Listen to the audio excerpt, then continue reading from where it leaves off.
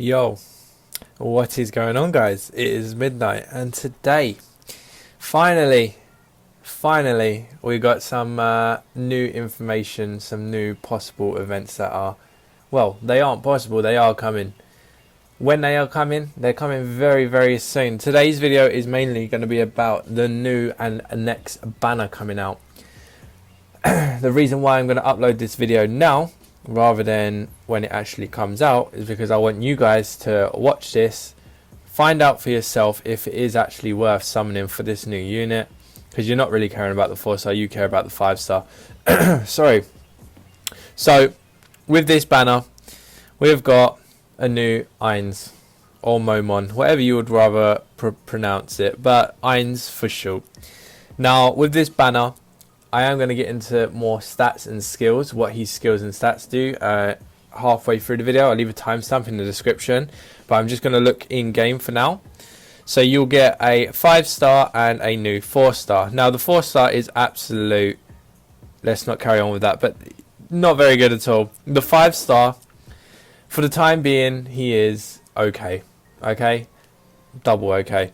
Now, I would say, personally, well, I'm going to look into it a little bit more and talk to a few of the other leaders from the Discord server to see where we'd rank him on the global tier list. But currently on the JP tier list, he's on the tier above the bottom. So from that, my perspective on this unit will be that he will probably be the third best unit in the game at the moment, behind Eins and behind Mare, or Mare, whatever you'd pronounce it. Probably neck and neck with Aura. Now, the event will happen on May the 1st. And it will last until May the 22nd, 20 seconds. So that's a long time, like 3 weeks, literally 3 weeks for this banner. So that makes me think that the upcoming banners are going to be rate up banners coming throughout the month. Until the end of the month, when this banner ends, we'll probably get a Nazarick banner. A Nazarick banner are the good ones. Now, he is a power unit. And for those of you that don't know what a power unit is, that is a red unit. So like Albedo, like Demiurge. This unit in particular, he's pretty much a same version as Eins, but rather than dealing dark damage, he deals fire damage. His stats in the game are the only ones that can compete against the original Eins, as he is quite statistically strong. However, not as much in damage, more on the tanky side. Even though he isn't a tank, he is the beefiest unit in the game because he doesn't have any taunt moves or anything, but his HP and defense skyrocketed up. Now what I'm going to do now is I'm just going to skip over to my PC. Again, we're going to go on our trusty old site made by offline user, and yeah, it is an amazing site. So we're going to have a look at the stats and probably compare them to the original Eins, because who else can we compare it to? I mean, Death Knight, he's a broken character anyway, so we're not going to compare him to Death Knight. But yeah, we'll compare him to the regular Eins. So yeah, guys, I will see you in a jiffy. And we are back. Now, we are back on my PC screen, and this is where we're going to start getting into the big boy stuff. This is when we're going to get into the stats, the skills, and also the passive abilities and the overdrive. Now, I'm going to keep it brief and quite simple, because to be honest with you, I will be summoning for this when he comes out. This will probably be the video on May the 1st, and May the 2nd will be the ranking event, and tomorrow's video will be about the ranking event. Spoilers, it's a ranking event. Now, what we're going to do here to make things nice and easy is we will go on to Eins and we will find variation. Now, power unit. There we go. He is a 5-star power unit. He is a magic user, undead race, believe it or not. Now, his skills will all be magic, and his physical attack will be magic. Keep that in mind, because we're going to get back to that. Now, based on stats alone, these are his max value stats. This is from max level, this is from skills, and then this is also from affection level. Now, affection level, I'll have to probably do a video on that, but as you get a character's affection up, they will get more offense and more defense. Yeah, just the two of them. And then obviously skills is from using the books and the scrolls. Now, statistically, this unit is very good. This unit is probably the second best stats, if not, you could technically say he is probably the best on average. But the two stats he's good in, HP and defense, are not the main ones. You want offense, speed, and HP. They're the main ones. If you could have two stats, it'd probably be offense and HP the highest. Which, if we go have a little browse, Ainz is only slightly behind on HP and does much more damage and has slightly more speed. Although 12 speed extra is quite a bit, I'll be honest with you. Anyway, moving on. Now, don't you do that to me. Now, he takes less damage from darkness, more from flame, more from shining. Same as regular Ainz. That's nothing new. Now, his first skill, as I said before, we're comparing him to the regular Ainz at the minute. So as it stands right now, this one is beefier. More defense, more HP. He's slightly slower, which isn't too much of an issue, but he does 600, around about 600, 500 less damage overall. Now, we just heard a clap right there. Now we're going to get into some numbers. Now, with the first skill, he does 116% magic damage and 16% flame rate. Now, for MP, keep all of this in mind because we're going to be comparing this to skill 1 for Ainz. Now, Ainz' skill does, I think, 120% damage off the top of my head, and his dark extra damage is 36? 32. I completely lied there. Yeah, 32%, and it is also a free MP skill. So, overall, Ainz' first skill, the regular one, does more damage at a lower cost, which is naturally 100%. Yeah, I'm totally right. Come on, guys, give me props for that. Done my revision. I know my stuff. Now, he does more damage overall with his first skill, and it costs less MP, which is obviously better. And this isn't even including the maxed out passive skill, which the new Ainz also has something similar to that. Now, we're going to go to skill 2, which is his AoE skill. Now, this is where things start getting interesting. This is where you're going to start sacrificing things for extra stuff. Now, this is 6 MP skill, same as the regular Ainz AoE. It does 62% magic damage to all enemies and a 65% chance to inflict seal to enemies.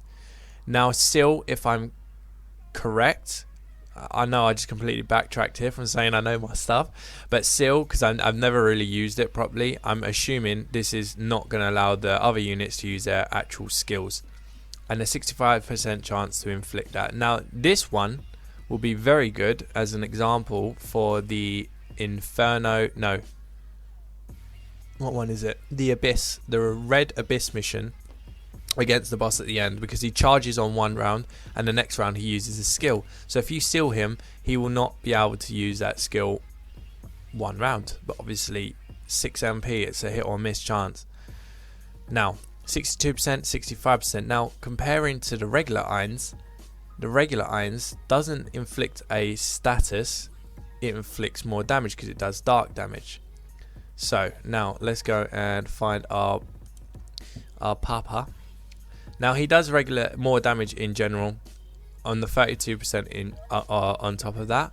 So he's dealing 98% damage, whereas the other one's only doing 62%.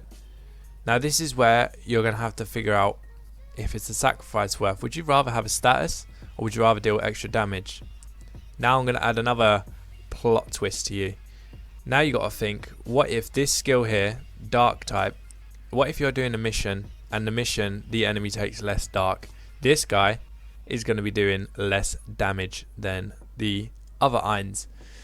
So I think now you're getting at it. This one, damage wise, in general, this one's going to be better, because obviously if you know the enemy's going to take less damage from dark, you're probably going to avoid using this skill at all costs. However, the other skill is better for support and debuffs. So overall, the second skill, if I had to pick one between the two, I would say they're very even. Okay, I would say they're pretty even. I wouldn't really say one's better than the other, because that's all coming to preference and based on your team. But if you're going for damage, more often than not, this Ainz is going to do more damage, assuming the unit doesn't take less damage from dark. However, the other unit does deal quite good damage, and it's the same cost MP as well. Now, oh, that's my software. Right, we don't want that. Now, we come back here. And let's see here. Where's the last one? Now, the last skill here is much better.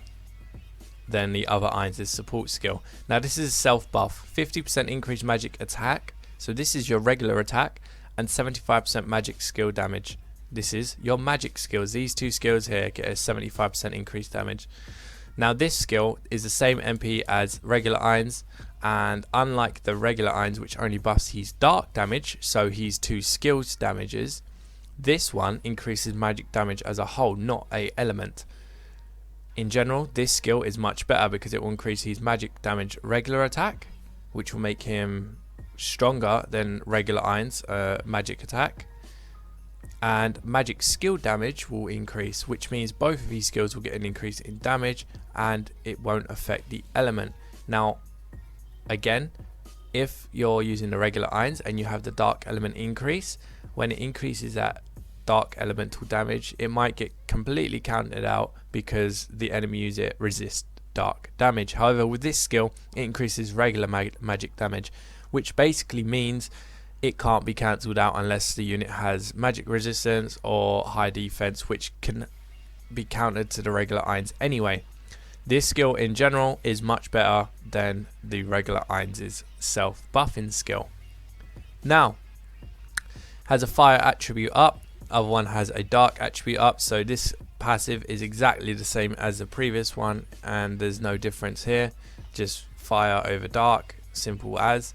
Although the other one gets more benefit because both skills use dark, this one only uses one skill for fire.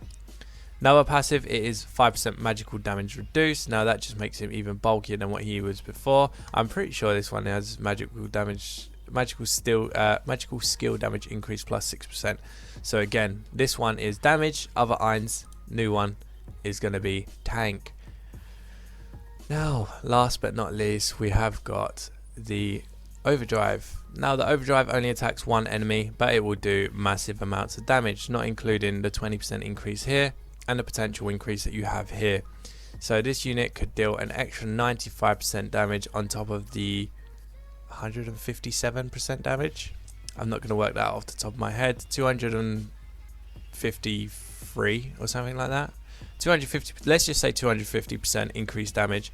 So his Overdrive will do roughly that much. And yeah, that is basically the unit. Now, in general, the reason why this unit is lower than the other Irons is because damage is more important early game at the moment. And not only that, but the other Irons is the only purple unit or wisdom unit, however you would prefer to call it. However, this unit is a power unit. This one is competing against Demiurge and Albedo.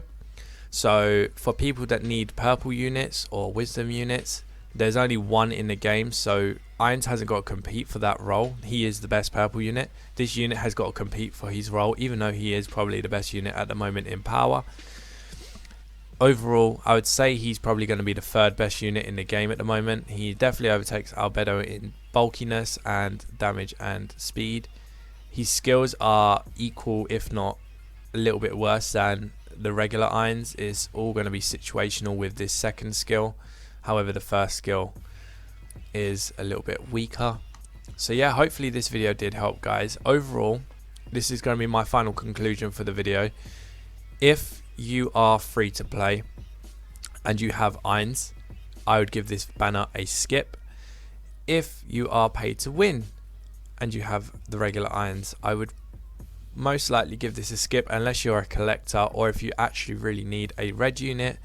Because one thing you've got to keep into account, you cannot use 2 Irons on the same team. You cannot use 2 Albedos, 2 Shouters. There has to be one of individual character on each team. So if you're going to get this Irons and you have the regular one, you're going to be wanting to use the other one more often than not. But obviously if you're doing an event where it's speed, so the green colour, you can obviously pop this Irons in and he'll wipe the floor with them, especially with the fire damage, because most of them take more damage to flames. So free to play players I would avoid. If you are free to play and you don't have Irons, however, I mean, you can summon for him, but in the long run he's gonna drop off because there's gonna be more units that will come in the game and do better stuff than this guy. So yeah, pay to win and wows such as myself, I'm summoning anyway for content for YouTube, so if I get him, I get him, but I don't actually need him. I have Albedo as a power unit, although he will be very useful to me because he does pretty much everything else better than Albedo. but I already have a power unit. I would rather get either a purple, yellow or green at the moment of time talking. So yeah guys, hopefully this video did help, and tomorrow's video is going to be about the new event. I'm going to explain how it all works and the rewards from it, because the ranking event, those of you who are not in the live stream, not in the Discord, now if you're not in the Discord, you might know that I am pretty much aiming for rank 1. I know that is I'm speaking out with a lot of confidence, but I feel like it is doable. I'm gonna see kind of what the competition is like, but I have got loads of pots saved up, so I'm gonna be going for rank 1, if not a very, very high rank. However, I'm gonna try my best to see if I can get a live stream set up for that, and I'll start live streaming it, which basically means for probably about a week the videos will not be daily, possibly even 2 weeks. The videos won't be daily, they'll be here and there. I mean, to be honest with you, most of my content on my channel is going to teach you something new regardless, and I've covered most areas. I still got a few more video ideas, one of them being achievements, the other one being affinity, and then obviously friend points. These are all very small topics to talk about, but obviously I'll try and condense them down. So yeah, and make sure you're coming in 2 days time for when this banner comes out. I will be doing a summoning video. Hopefully my webcam comes in, and that will be my first webcam video.